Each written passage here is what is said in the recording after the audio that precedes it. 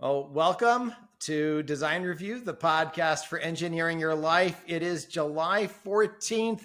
I think this is episode 8, and my guest is Stephanie Scheller, who I met, and we're going to hear some of the story here, but I met because through a friend, Stephanie had posted a video about Spud the Frozen Potato, and it was so hilarious. I probably watched it 10 times and commented and reached out and found Stephanie, and I just knew I needed to connect. And after less than 5 minutes of that, I'm like, okay, I knew I needed to have Stephanie on the podcast. So, Stephanie, welcome.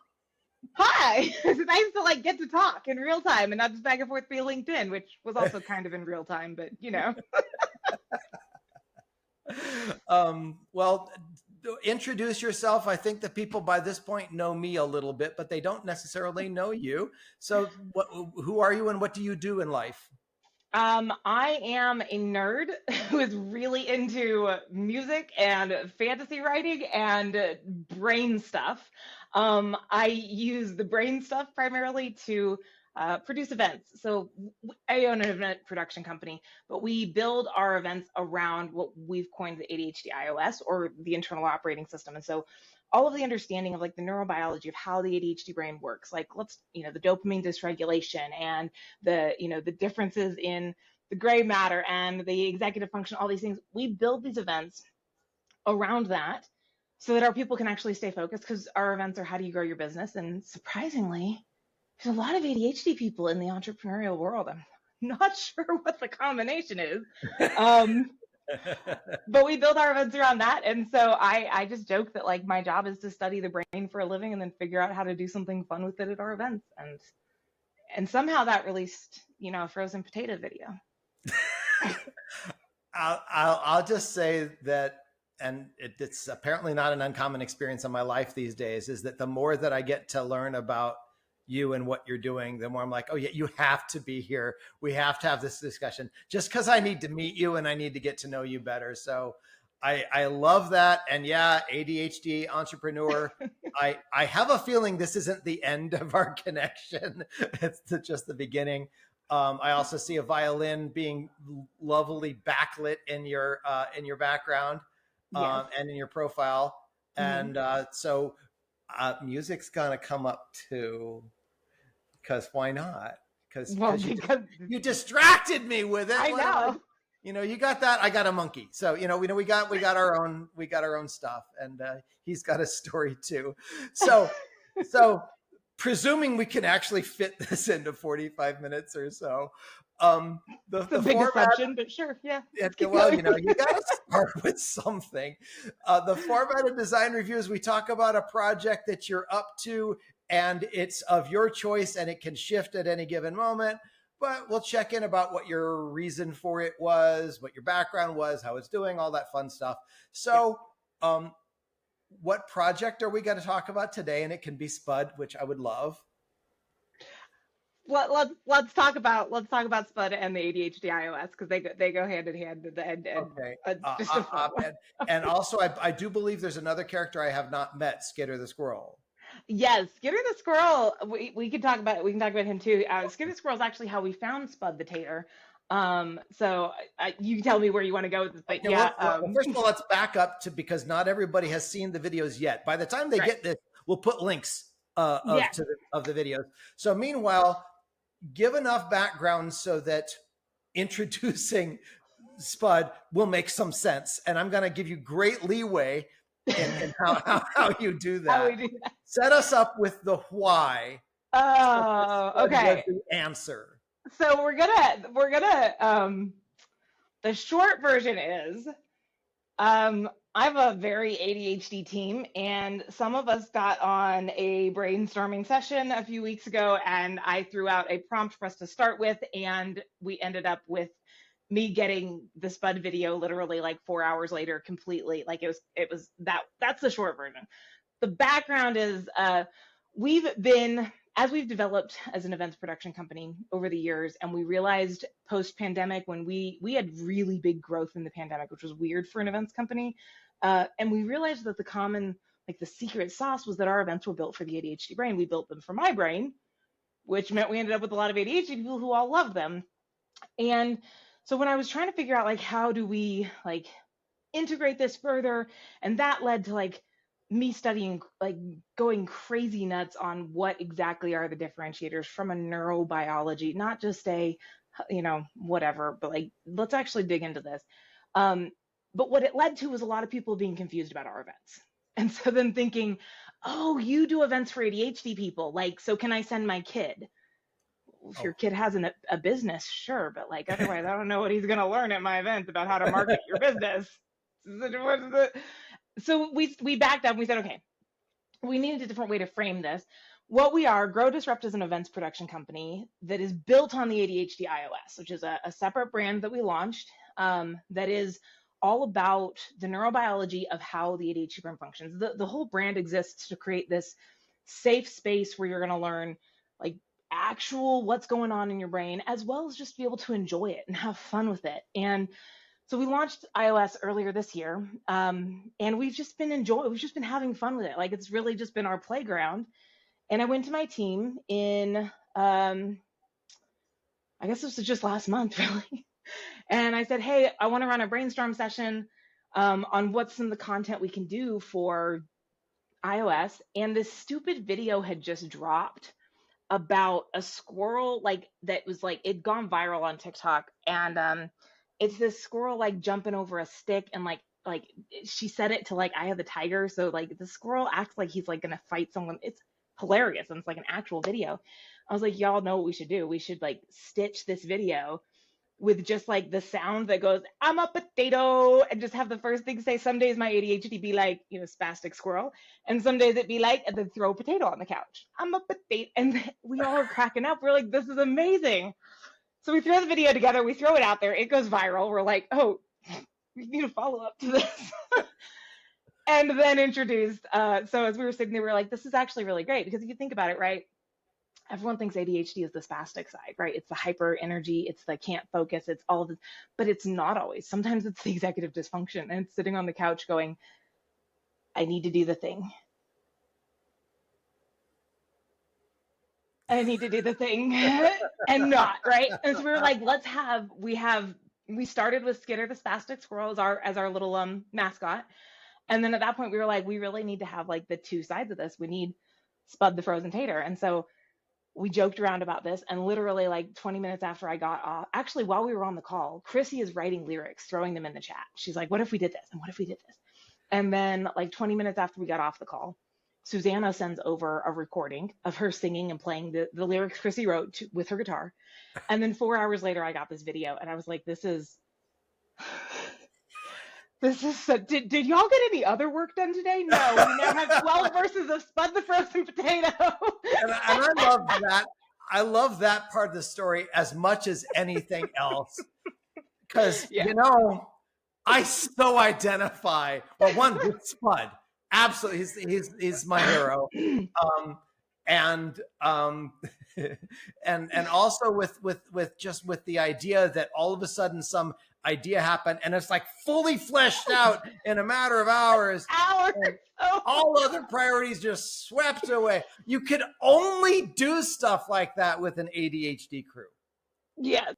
I was laughing so hard, like that Friday when I went to go run payroll, and there was like all this build payroll for Frozen Tater lyrics, writing Tater lyrics, recording. I was like, has anyone ever paid for writing Frozen Tater lyrics? This is amazing.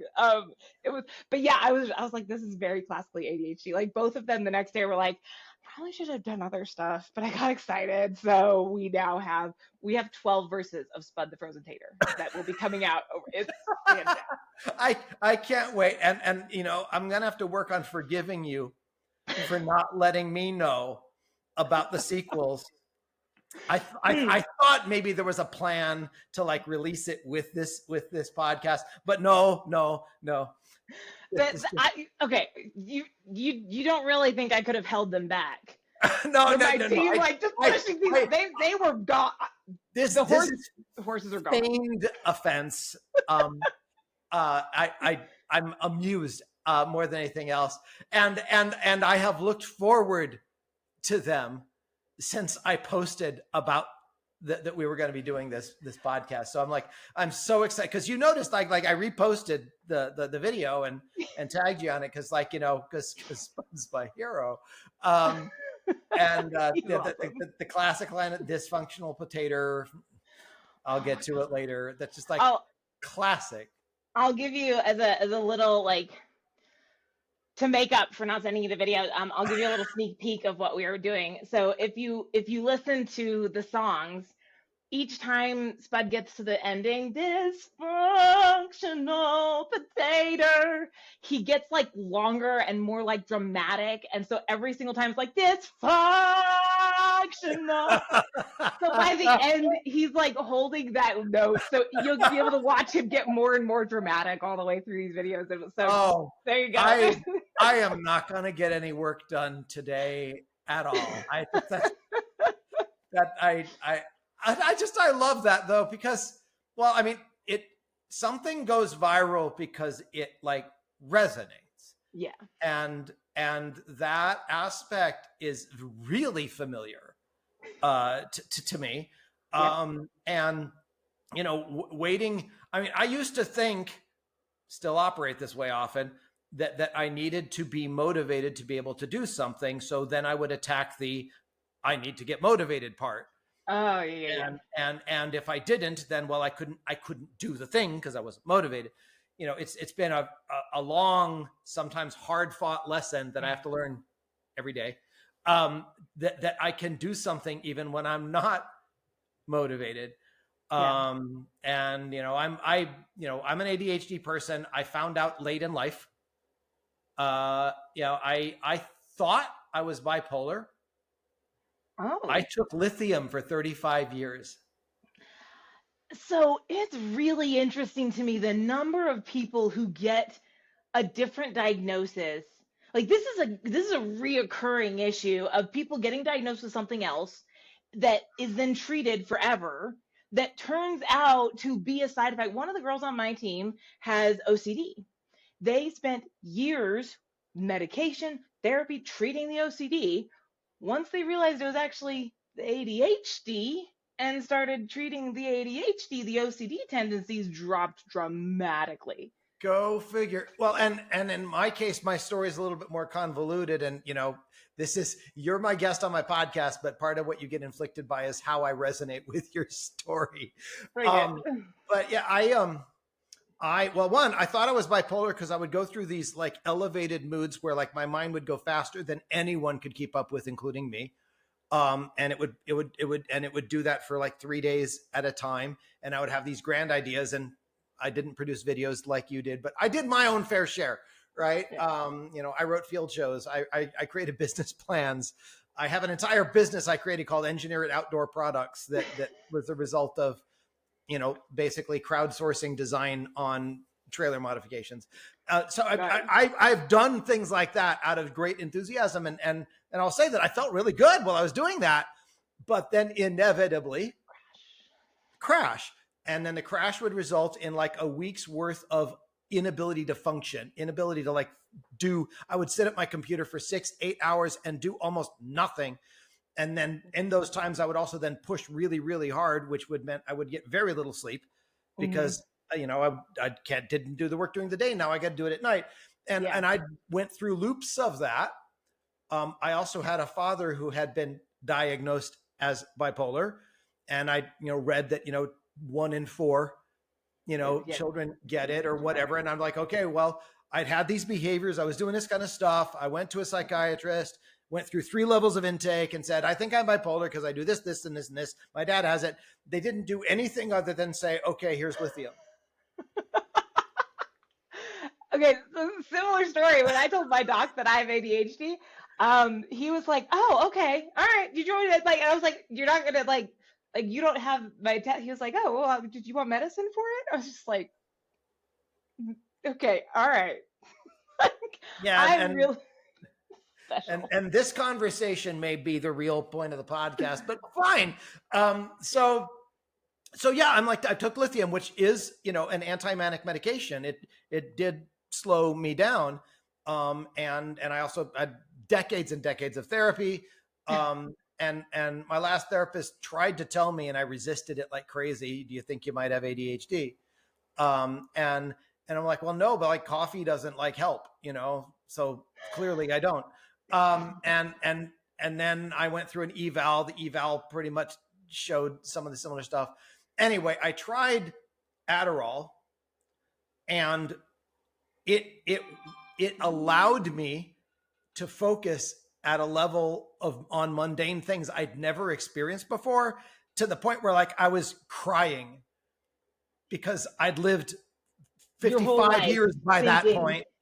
And I'm like, holy crap. Now, unfortunately, I couldn't keep that dose up because it caused severe side effects. I was grinding my teeth really, really badly.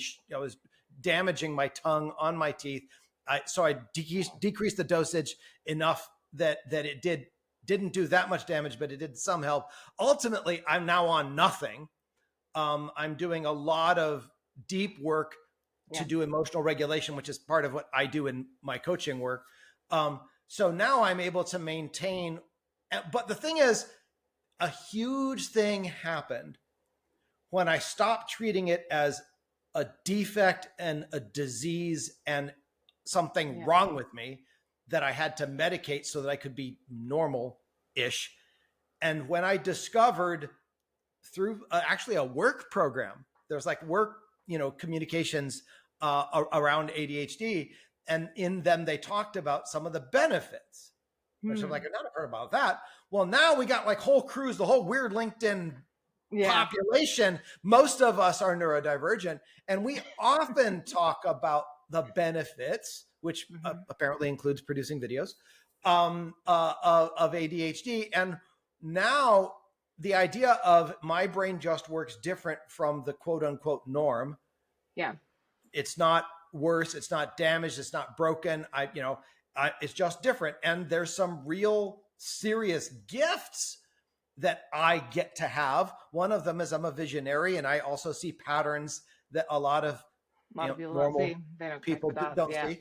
And that's one. I think that might be one of the reasons why there's a lot of founders and entrepreneurs, is because of what our brains can handle. Meanwhile, it's been a real journey that 55 years of my life went by suffering, and trying to get by and wondering what was wrong with me. And then going through a period of figuring, oh, this is what's wrong with me. I just need to fix it. Until only the last few years have I been in a space of, well, yeah, I can regulate this and I can be responsible. And wow, look at the gifts. Yeah. And it's been an interesting journey. It really is interesting to me. Like, one of the things, especially with iOS, that we've really been trying to like hit on repeatedly is that this is not a flaw. And it's not necessarily a superpower. And the reason that I shy away from the superpower statement, because I do know a lot of people who are like, hey, my ADHD is my superpower. I'm cool. Like, if that is where you're, go for it. However, what I've found is that terminology is really polarizing and very dismissive for people who haven't figured out how to work with it. And so individuals with ADHD are really good about beating ourselves up. We have more imposter syndrome than most individuals. Like, our brains just go too fast. And so giving them another thing to beat themselves up over, like, well, they figured out how to make the superpower. Why haven't you? You're just an idiot. That doesn't help. And so we've, especially with iOS, we've shied away from, we said, like, it's not a flaw. Doesn't have to be a superpower. It's just an operating system. And you've been looking up Android how-to articles for your iPhone your whole life, and then wondering why it's not working. But if you will learn how your internal operating system, your iOS, works, you can become a power user. Just like you could become a power user of a computer, just like you can become a power user of whichever. So it's just an operating system. We just have to learn to work with that operating system, to recognize, hey, not every day is going to be a good ADHD day. And when you don't have good ADHD, it's okay to cut yourself some slack. I really appreciate that. And I love that approach.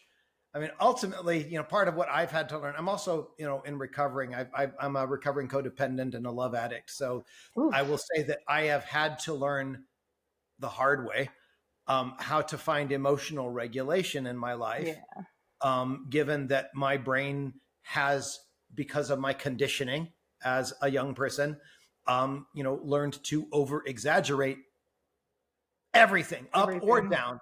Yeah. And no wonder I thought I was bipolar. I mean, that's pathological enthusiasm is one of the words I've heard to describe mania. And I'm like, well, sign me up. I've done that. I hear you. So the idea that, yeah, my brain chemistry does things certain way. And I can learn how to work within it. I love that as an operating system, as an internal operating system. I realize you said iOS a bunch of times and we hadn't like actually gone through the Defined word. that. Yeah. Yeah. It was a matter of, who would think a couple of ADHD people might do that? But I also like being able to find the humor in it. But one aspect of what you said really rings powerfully to me, and that's the idea that you're not just about how do I have life work for me. Inherently what you're talking about is how do I have life work for community? How do I have life work for the population?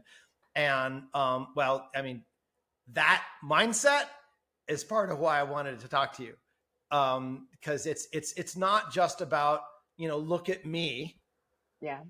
or them, whatever that happens to be, but it's more like how do we have this work? How do we have something that's actually going to help people? Yeah. As a plural.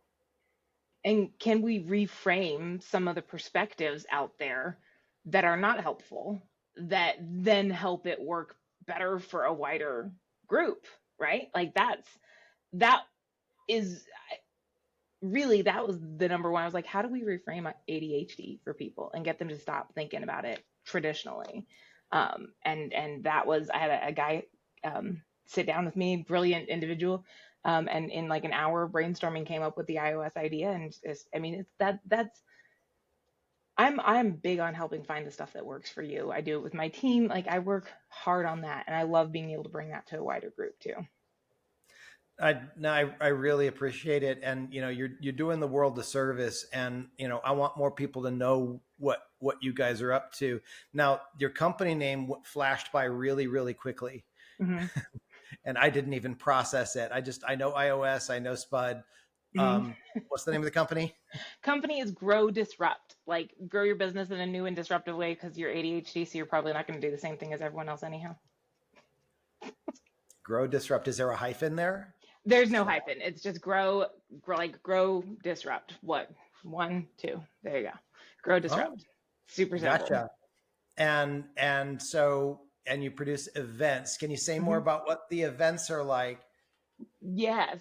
So the fun side of the events is we have a custom scent that we pipe into the room at our events to help, that was built for the ADHD brain based on a few studies that have been done on what different scents do to activate different portions of the brain, but also because scent is so heavily tied to memory. When people go to our events and we pipe, and it is a very distinct scent. So when you smell it and then you smell it again later, like it brings back the experience of being at the event. And I will never forget our flagship event is the Grow Retreat. And the Grow Retreat is all like, how do you grow your business? And we always have a different theme. So then we bring in different speakers to focus on how do you grow your business from that theme. So for example, the Grow Retreat for next year, our theme is Seek. So we have a speaker coming in talking about how do you identify and then monetize intellectual property using your existing brands, resources, and assets. So this is not about like, oh, go build a course and like, it's like for us, iOS, right? Eventually iOS will probably be a monetized brand, and we will make money off of it and having the swag, the clothes, the stickers. We're already moving really quickly towards some of our social channels being monetized, which was unintentional. But that's his idea, right? So then at the event, he'll talk about that and we'll have this scent in the room.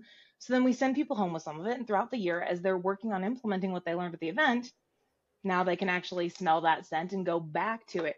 So that's the fun side. We have custom coffee, we have custom scents, we have custom music that was built like based on which tempos and which like music signatures like spark the brain to go with. It's really, really nerdy. We have checklists for how the rooms are set up. We have checklists for the lighting. We have uh, checklists that our speakers have to pass before they can even get on our stage. They then have to go through a course to get on our stage.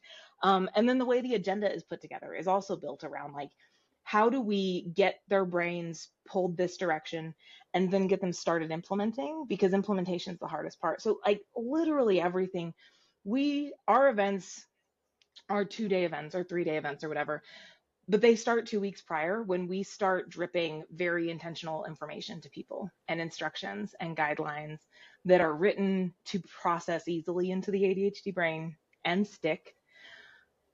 And it's been really fun. Side note, I'm kind of getting, but like we had in 2023, I think it was, one of my team members came up to me and at the end of the event, she goes, Stephanie, it's really fascinating. You can see the difference in the pictures between the people on day 1 versus day 2. I was like, really?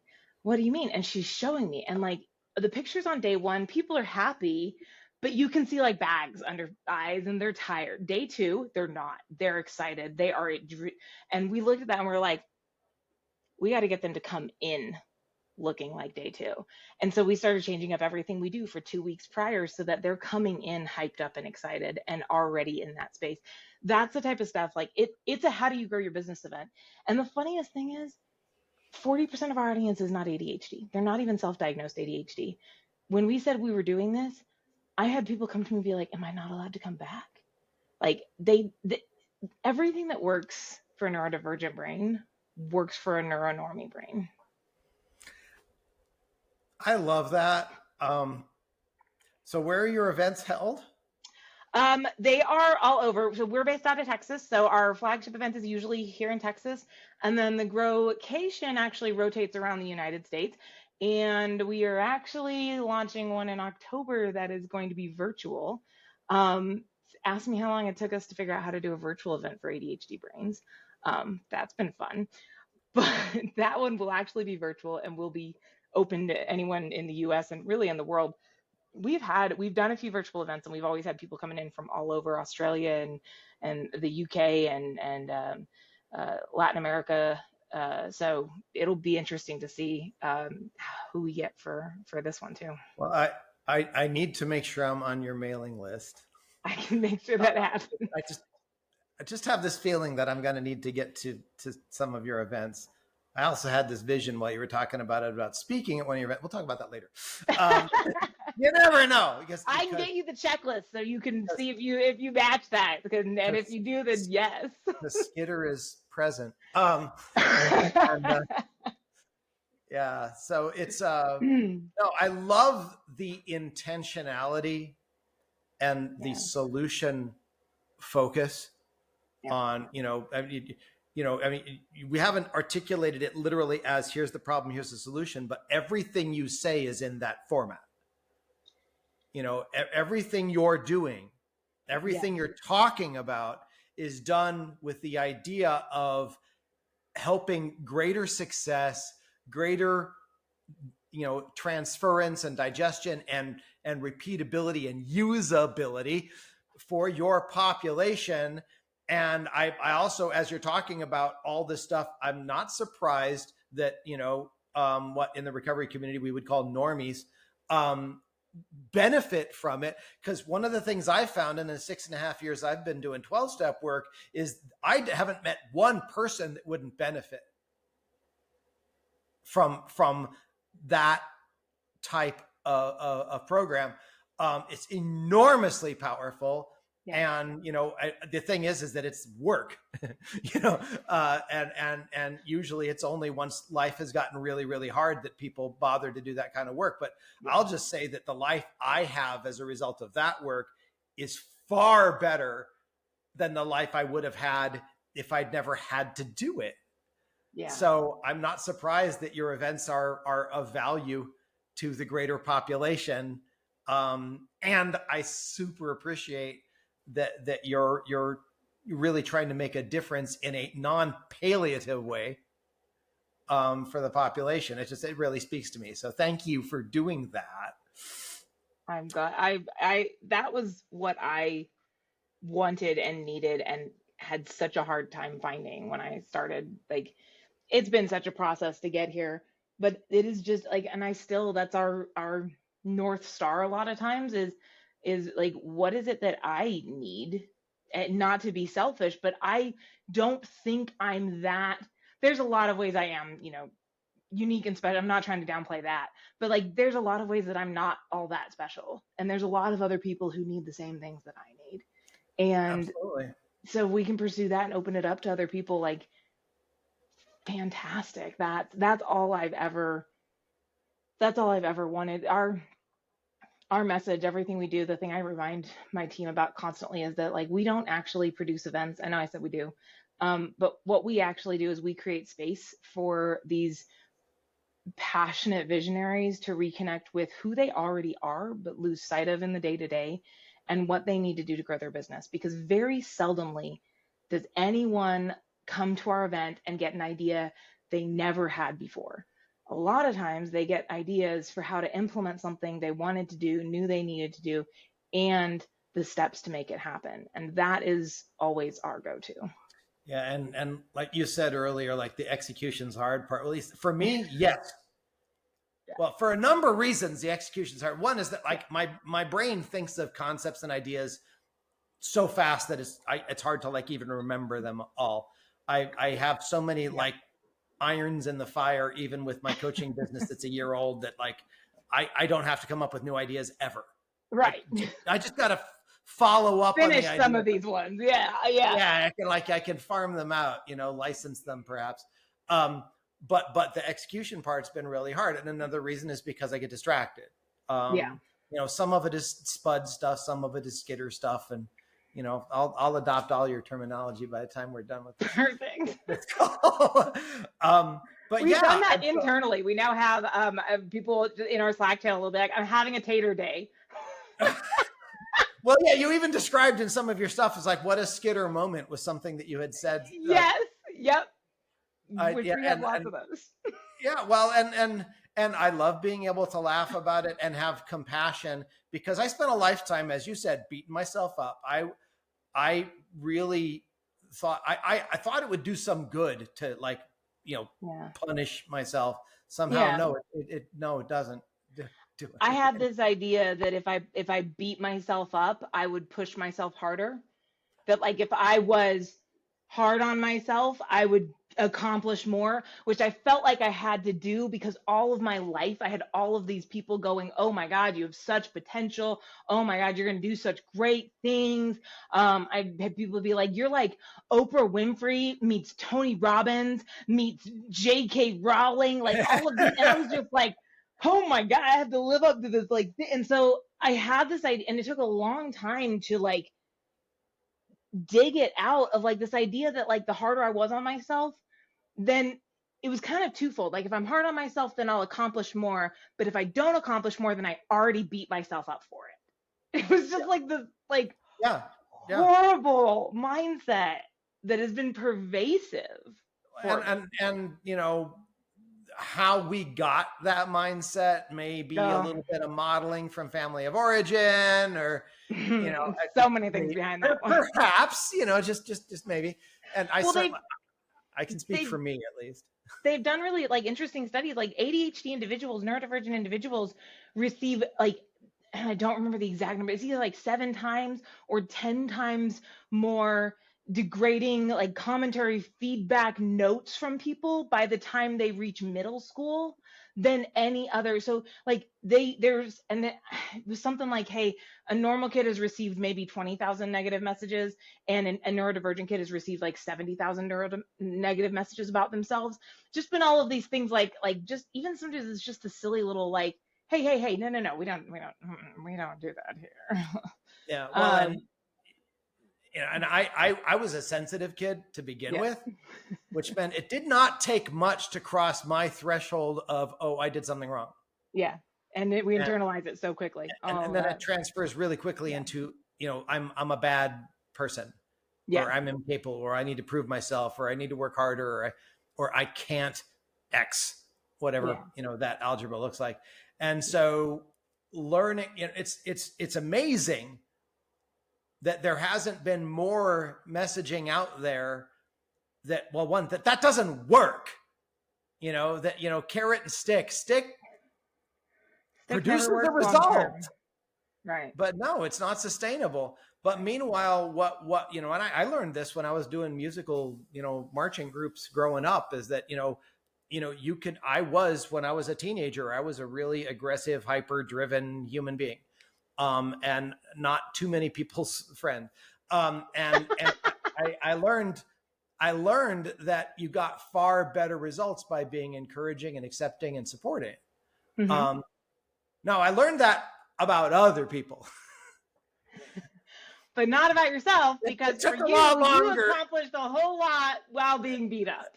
Yeah, it was under that yoke. But meanwhile, it's an ongoing lesson. It never Yes. stops. And it's always easier to be more compassionate for someone else than me. But I now surround myself with a community of people that get it and that get me. Yeah. And one of the reasons I'm so, vulnerable is because I'm tired of hiding myself from the world. I spent a long, long time doing that because I felt such a huge sense of shame about all the ways in which I felt I was different. Yeah. And so now I'm better, but it's an ongoing journey. So when I find someone else that's like doing that, or that has done that for themselves or others, it seems more likely to be for others. I celebrate it because it makes sense. And sometimes I have to remind myself that I do the things I do for myself for others to convince myself to do the thing for me, right? Because if I'm willing to dye my hair blue, which I know it needs a refresh, so you can't see a ton of it, but I've got pink and blue in my hair, right? If I'm willing to dye my hair blue and be professional, I get people who come to me, they're like, I love your hair, I've always wanted to do that. And I'm always like, then do it. Life is way too short for you to not do the stuff you want. As long as I'm willing to embrace it. I get other people who are like, I am so impressed with you talking about your ADHD. I don't know if I could ever talk about that publicly. And so sometimes it's me doing this for other people. But the other thing that I tell people is that, because the other question I get a lot of is, how long did it take you to be comfortable dyeing your hair or using the violin on stage or, embracing the ADHD thing? And the answer is always the same. It happened when I realized it was more uncomfortable to fit myself into the box that everyone else wanted me to belong in. That I was so much happier over here. And I don't need to belong in someone else's. If I'm not the right fit for someone, that's fine. That's the beauty of our world, is that we get to have all of this, and I'm going to say a dirty word here, diversity. We get to have all of these differences, and that makes things so rich and beautiful. And that, you don't have to like me. We don't have to get along. Not you. I would like you to like me, but in general. Well, I already do, so you don't have to worry about that. But that is where I had to get to. And so sometimes when I'm in, down mode, I'm doing the things for Stephanie for other people, because I know it helps them. But a lot of times it comes down to, I just had to reach a point of realizing life is so much better when I stop trying to fit everyone else's checkboxes. Was it like a switch being flipped? Was it like a state change, or was it a process? It was definitely a process. So if there would be one thing, right, that it would switch, and then I'd be like, I love this, is so much better. And then there would be another thing that would split. So the hair, I use the hair, for example, because it's an obvious one. And if you look up any of the pictures of me, pretty much all of them have bright colors in my hair. And I use that one example because I wanted to for a long, long time. But I also had this one lady shortly after I started my first business who took me out to coffee, and she was trying really hard to be very helpful. And she thought she was being helpful as she gave me a list of appropriate clothing to wear as a small business owner. And so for a year and a half, I wore suit coats. I wore this. I wore all the things I was supposed to wear. And I hated it. And I was like, I can't. But in that, that led to me okay, well, a small business owner doesn't dye their hair. And now I'm just like, okay, no, we're not doing this game. And so we put extensions in my hair one year for one of my keynotes. Um, and that night I just hadn't taken the extension out, and I was like, this actually looks really, all right, I'm doing it. I'm going to do it. And then when I did it, I was like, I actually really like this. Okay, I'm keeping this. And so it was like these little, like, I would have a switch flip Okay. moment. And then once I got on the other side, it would be like, oh my God, it's so much nicer. I was actually looking in my closet this weekend. That suit coat is still in there. It has not been touched in at least 5 years, if not longer. And I was just thinking, I was like, I'm probably just going to toss it because it's old. I don't think I want to donate it, but Yeah. like, I just You need hold to it up in front clear of you the and say, space. does this bring me joy? You did that one. The answer is I don't even have to hold it up. But yeah, it was like a little switch, one little, and then another, and then it wasn't like one big, like, Okay. I'm going to change my whole life. But like every time one would flip, it'd be like, oh, Okay. all right. There seems to be, you need to get to the point where you're aware of yourself Yes. and aware of your feelings before any of that stuff really hits well. Otherwise, you're just doing what somebody says you ought to do. Yeah. And that doesn't work for long. And it doesn't stay. In my case, I went through this enormous life transformation in the last 6 years. I mean, 6.5 years ago, I was wondering whether living was really a good idea. Ouch. Yeah. It was coming out of my third divorce. It was not a picnic. And then I went through this period where I was having panic attacks, and I was like worried about everything. I was worried about getting fired. I retired after 25 years with a company. And in my last 5 years, I went through periods of thinking like they're just going to get rid of me. They're just like, they're going to find out the truth or whatever. And then Yeah. I had to get to the point where I was okay, no matter what. Yeah. Whatever they did, whatever they choose, that I would be okay. Well, that was not a flip of a switch. No. That wasn't somebody saying, you should realize you're going to be okay. Yeah, that's great. Thank you for that advice. It's like, you should love yourself. Go write a book. Well, I have a gesture for you in response to that statement, and I'm not going to, do it on camera, but it's like, no, it's like, well, the thing is, I was told my whole life things that actually made sense. Yeah. They were true, but I didn't get them here. Right. That took a lot of time and reinforcement. It also took being around healthier people. Yeah, we have to see it modeled. I was actually just chatting with someone about this earlier. And she was telling me that like she's been working with me, and I don't actually don't hardly ever even talk about this, but I built a coaching practice at one point in time. I have a handful of people that I told them, as long as you want to keep working, I'm happy to. This lady came in as a referral from one of them, and the lady that referred her in was like, Stephanie, please. And so I've been working with her, and I've been modeling, just because this is what I do, better boundaries for her for about 7 months now.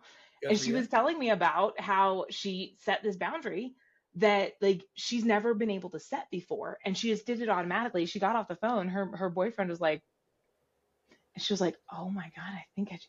But like, you have to see it, right? We have to see someone else do it and it be okay, because our brains are programmed with like, this is what I've always done and I'm not dead, so this is what's safe. Yeah, it's really, really easy to get into patterns. I mean, dysfunctional is easy to keep.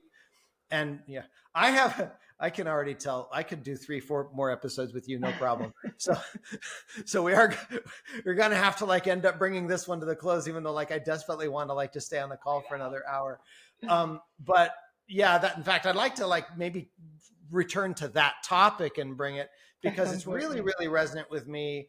And that level of transformative change is not trivial. You can't answer how quickly, no, or decisively. And yet it's a critical part of any of this work. Yeah. And it's like, how does one lay the foundation, maybe with aerosols, how does one lay the foundation and create the space such that it is conducive for other people to experience that transformation? And that maybe that does wrap this up, because that's your world and what you're doing. It's also mine. Yeah. I do this one-on-one. I will eventually do it with organizations. My entity is new. But meanwhile, the idea of it's not just write a book, follow the formula. Right. It's, create a space, create an opening, create an environment, create a support structure, and then hold gently, lovingly, so that the process is safe to do. Safety is huge. um, and then allow people to do that. I love that you are doing this work. And as I said before we had this episode, I'm becoming more of a fan the more I hear. And so I went up a few notches during this conversation. So Thank you. thank you, Stephanie, for joining me.